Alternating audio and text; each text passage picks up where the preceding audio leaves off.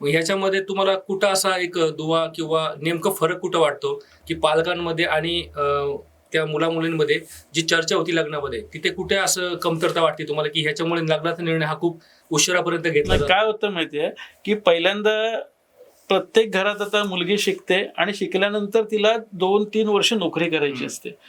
मुलांना by default नोकरी करायचीच असते. कारण असं होणार नाही, 27 वर्षाची मुलगी आहे ना, ती नोकरी करत नसेल ना, तिचं इन्कम शून्य असेल तरी ती लग्नाला उभी राहू शकते. पण 29 किंवा 27 वर्षाचा मुलगा तो जर बोलला की मी नोकरी करत नाही, मी लग्नाला उभं, तर समाज हसेल त्याला की अरे तू काय कमवत नाहीस, लग्न काय करतोयस, असं आहे. म्हणजे हा बेसिकली डिफरन्स आहे की मुलगी ती शिकली आणि ती कमवत नाही तरी ती लग्न करू शकते, पण मुलगा शिकल्यानंतर त्याला त्याच्या जबाबदाऱ्या, त्याचं फ्युचर त्याला स्वतःलाच त्याला हे करायचंय. त्याच्यामुळे त्याला ती गोष्ट जोपर्यंत ती पूर्ण करत नाही तोपर्यंत तो लग्नाचा विचार करू शकत. ह्या गोष्टींमुळे लग्न लेट होत आहेत.